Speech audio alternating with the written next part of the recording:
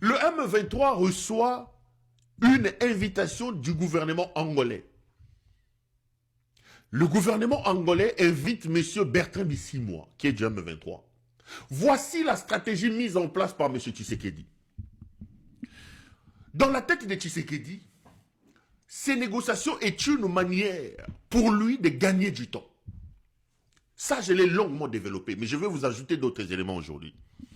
Il veut gagner du temps dans la mesure où, sur le terrain, Tshisekedi n'a plus d'armée. Sur le terrain, le rapport des forces a totalement changé.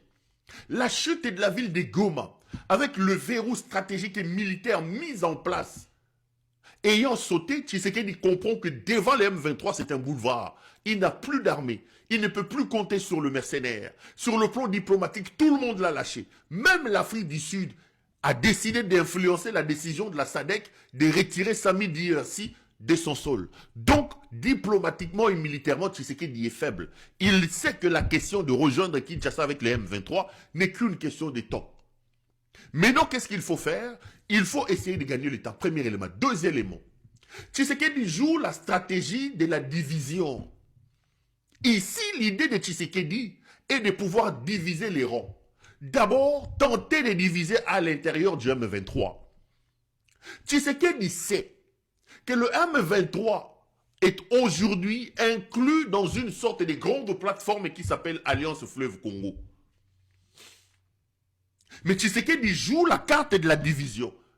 On décide d'appeler Bertrand Bisimwa pour mettre une sorte d'opposition entre d'un côté Bisimwa et de l'autre côté Corneille Nangaa. Puisqu'en réalité, Tshisekedi ne comprend pas que la gestion de la République est une affaire qui doit se faire de manière dépassionnée. Il a une sorte de passion en la personne de Nangaa. Il a une sorte de haine contre Nangaa. Autant il a aussi la haine contre Kabila, je reviendrai. Il voit très mal que l'invitation soit annoncée pour que Nangaa vienne tirer la lumière.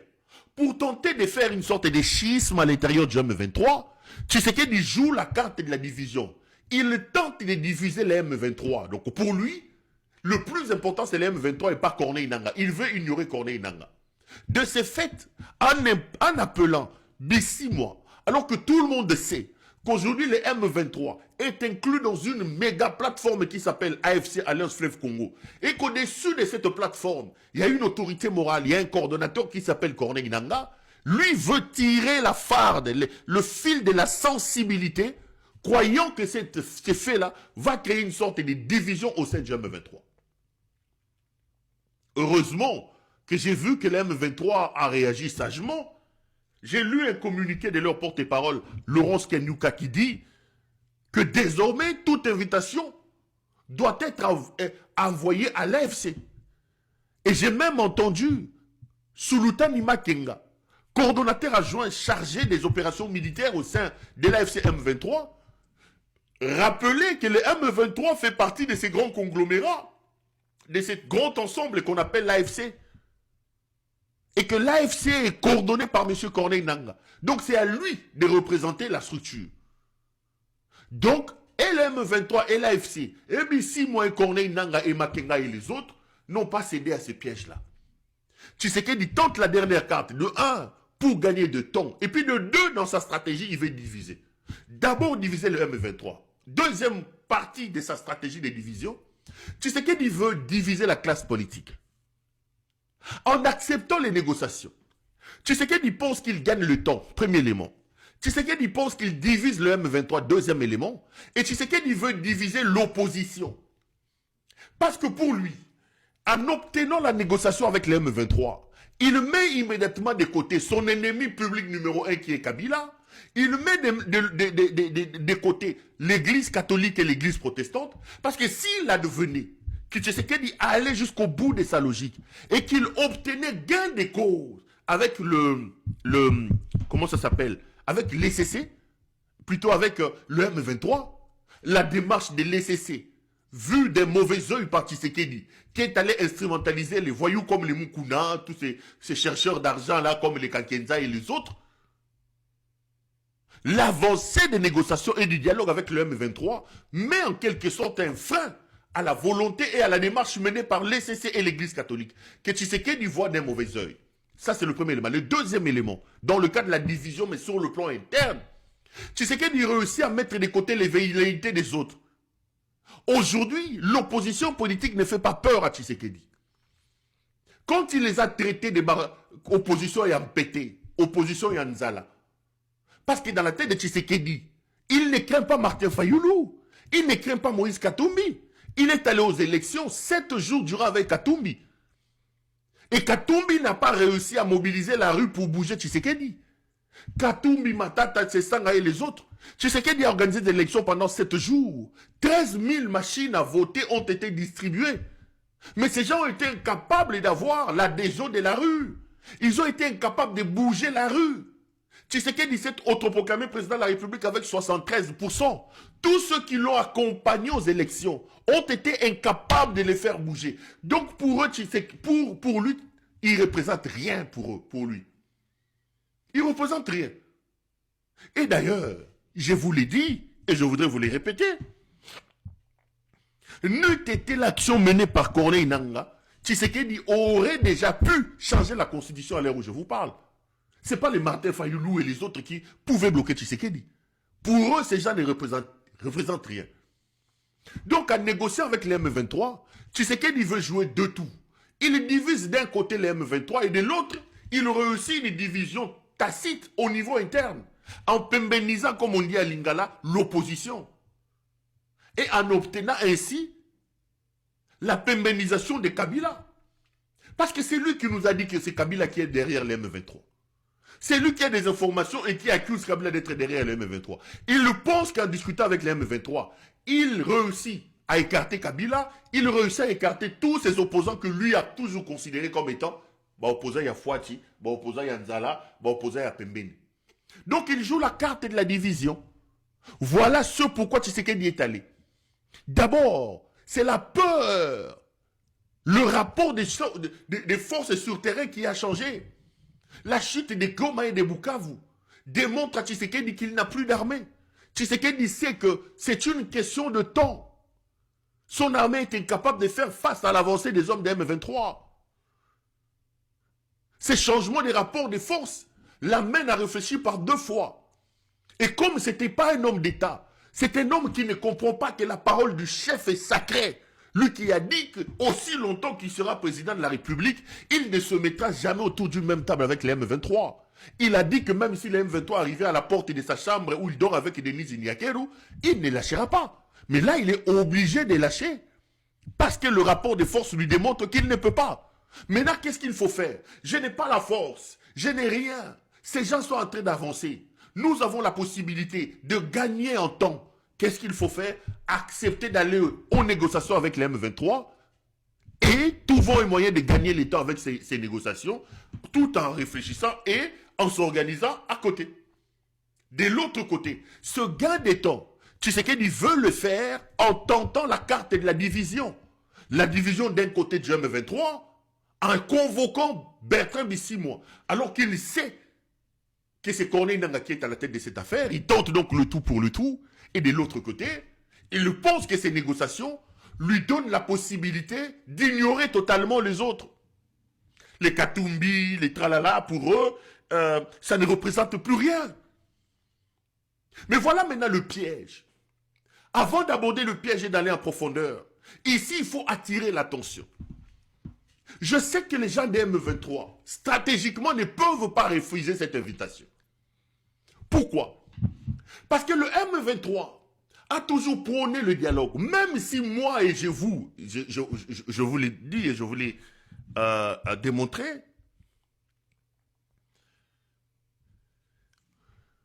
que même si dans le fond, le M23 n'a pas besoin de ces dialogues, mais le M23 est dans une posture où il ne peut pas refuser l'invitation. Parce que ça serait contradictoire avec la ligne qu'ils ont toujours adoptée. Pour eux, il fallait absolument charger le bateau de Tshisekedi, diplomatiquement et communicationnellement, monter à l'opinion internationale et nationale que tout ce qui arrive est de la faute de Tshisekedi. C'est Tshisekedi qui ne veut pas la paix, c'est Tshisekedi qui ne veut pas négocier. Nous, on a toujours voulu la paix, on a toujours prôné la paix. Donc aujourd'hui, ne pas aller à cette invitation porterait un coup à cette image d'enfant d'agneau, entre guillemets, que les M23 ont toujours prôné. Donc, stratégiquement, ils doivent aller. Mais il faut que les M23 fassent attention. Ici, je sais qu'ils me regardent. Tu sais que lui-même et son épouse, Bafandi Bazo Langwa Masanga Bazo Talangaï. Je vais ici attirer l'attention sur 2-3 choses. Pour moi, les M23 doivent aller en Angola, mais ils doivent faire attention. Première chose, pourquoi? Pour moi, c'est assez contradictoire que de se retrouver en Angola avec un pays qui vous a condamné à mort.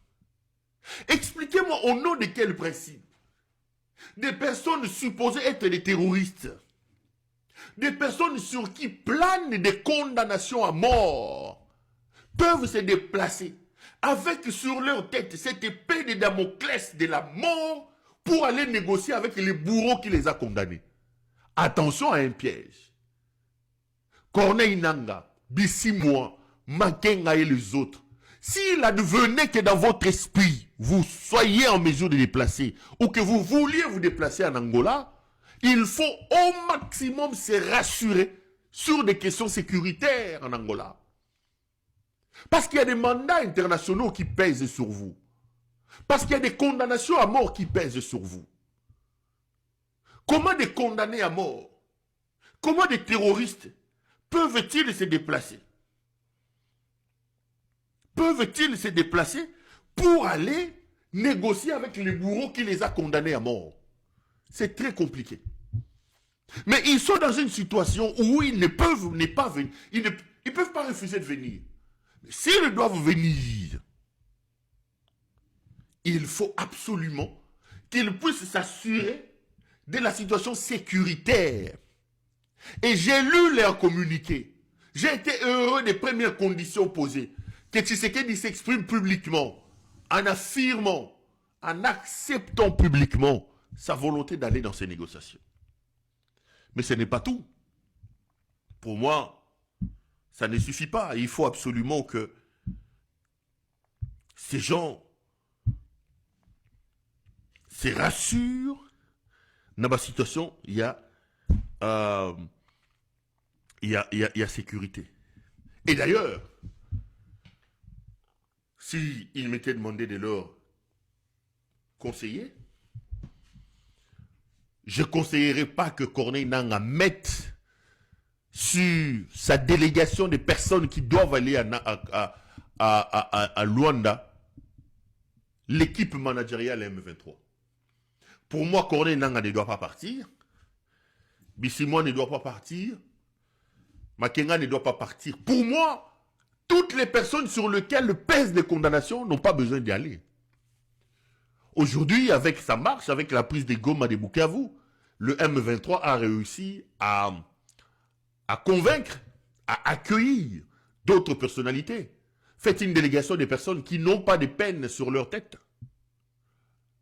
Faites une délégation des personnes, des représentants. Faites une délégation des représentants. Je ne vois pas pourquoi Corneille Nangaa se déplacerait in tuito personae. Parce que Tshisekedi, lui, ne viendra pas. C'est le gouvernement de la République. Je ne vois pas pourquoi Corneille Nangaa doit se déplacer lui-même. Je ne vois pas pourquoi Bissimoa doit se déplacer. Je ne vois pas pourquoi Makenga doit se déplacer. Pour moi, ils doivent envoyer leurs représentants. Parce que les négociations entre le gouvernement de la République démocratique du Congo et les M23. Le M23, à l'heure où je parle, c'est aussi des hommes d'État. Ils ont leur pays à eux. Ils ont des territoires beaucoup plus importants que le Rwanda, que l'Ouganda qu'ils gèrent. Nangaa, aujourd'hui, ce n'est pas n'importe qui. Au-delà de la capacité démographique des territoires contrôlés, c'est aussi des gens qui drainent sur eux les espoirs de tout un peuple. Nous tous, Congolais, nous savons que Nangaa a un rôle à jouer. La preuve la plus éloquente, c'est que Tshisekedi a reculé par rapport à la question du changement de la constitution à cause de Corneille Nangaa. Où est Augustin Kabouya avec les matinées politiques? Où est Augustin Kabouya? Il est où? Kabouya doit faire des matinées politiques. Où est cet aventurier, le charlatan, le faux professeur ici, André Mbata? Mbata est où? Mbata est où avec le changement de constitution? Où est les communicateurs comme Thierry Mosséné pour les autres? Vous en êtes où avec la question du changement de la Constitution? Donc, qu'on aime Corneille Nangaa, qu'on n'aime pas Corneille Nangaa, l'action qu'il mène a déjà fait reculer, a fait des preuves sur la capacité à stopper la folie de Tshisekedi. Corneille a repoussé la folie de Tshisekedi. Parce que si Goma n'était pas tombé, moi, qui peut m'empêcher, aller déjà changer la Constitution? Il vous a dit qu'en début de cette année, je mettrai en place une commission.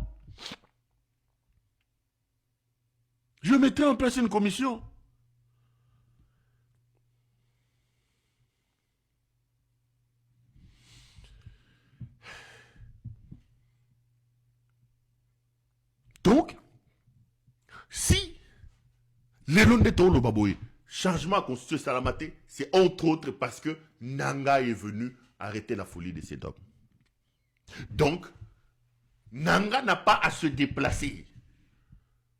Bissimois n'a pas à se déplacer. Makenga n'a pas à se déplacer. Le directoire du M23, AFC M23, n'a pas à se déplacer. Trouvez des gens. Prenez des délégués, vos représentants. Envoyez vos représentants à Luanda. De toutes les façons, le fou Tshisekedi, lui, il serait en train de boire et de prendre les femmes. Moteur n'a ce qui a démarré, Basia Wakozo. Bamako, Bayeli, Bamondongo, Bayeli Mondongo, Naba Kim Jolong. Soka Kolia, Kim Jolong, Naya, Fadi, Naya, Kindumba, Naya, Nagi Modianvita. N'y allez pas. Il faut absolument envoyer le représentant. Là, je suis encore au niveau de un peu de fond, un peu de forme. Parce que ça sera contradictoire que de se retrouver à la tête, sur la table des négociations avec des personnes qui vous ont condamné, qui vous ont déclaré, qui vous ont condamné à mort et qui ont déclaré que vous étiez des terroristes. J'ai vu Tshisekedi, par ses porte-paroles, dire que nous allons aller à Luanda juste pour aller écouter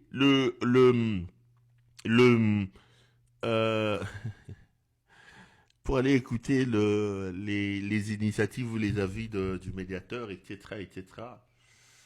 C'est ce que Tshisekedi et les autres ont dit. Voici comment moi je vois les choses. Maintenant, quand il faut aller au fond, aussi longtemps que les termes des négociations n'ont pas été publiés, je ne sais pas aller à fond. J'imagine, j'ai discuté avec beaucoup. Ezalana M23, Ezalana pouvoir. Tshisekedi voudrait obtenir un cessez-le-feu. Un cessez-le-feu qui amènera à probablement un partage de pouvoir.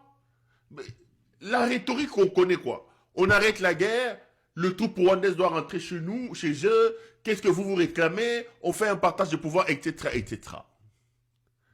Mais je sais que dans le fond, je ne pense pas que Luanda puisse aider à changer les choses. Croyez-moi.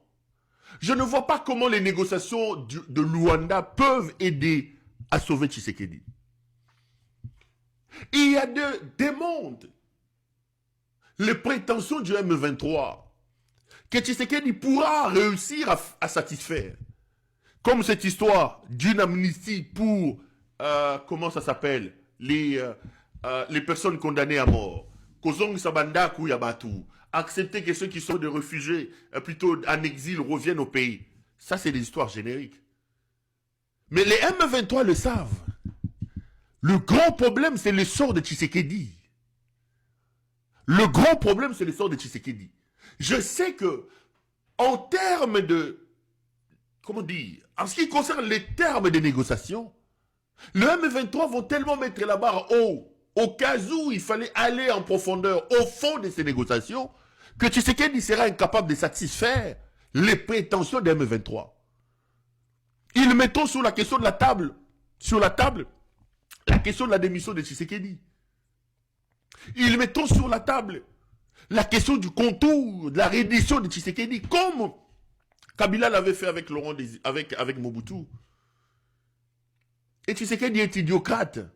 Il ne peut pas lire la situation. Il est incapable. Il a la farine à la place du cerveau. Il ne comprend pas les enjeux. Il ne comprend pas. Lui, son problème est à Moyibi. Il ne sera pas à mesure de lire la dangerosité de la situation, de comprendre le danger qui guette à l'horizon. Il est incapable. Yé Moussala Nezaki Ndumba, Masanga Basina Moyibi. Masanga Basina Moyibi. Surtout Moyibi à Bogo. Moyibi. Naye. Na moi sinena. Na maman naye iloko ba yebi yaza Moyibi. Ba mi yibi. Famille moko maudite. Ba yelaki Moyibi. Ba ko intimider ba to pamba pamba. N'importe quoi. Ba ko intimider ba. Les amis, nous sommes 7500. Je n'ai que 2000 j'aime. Allez, continuez à aimer, s'il vous plaît. Protégez-nous. Nous sommes en direct. Protégez-nous. Je n'ai que 2200 j'aime.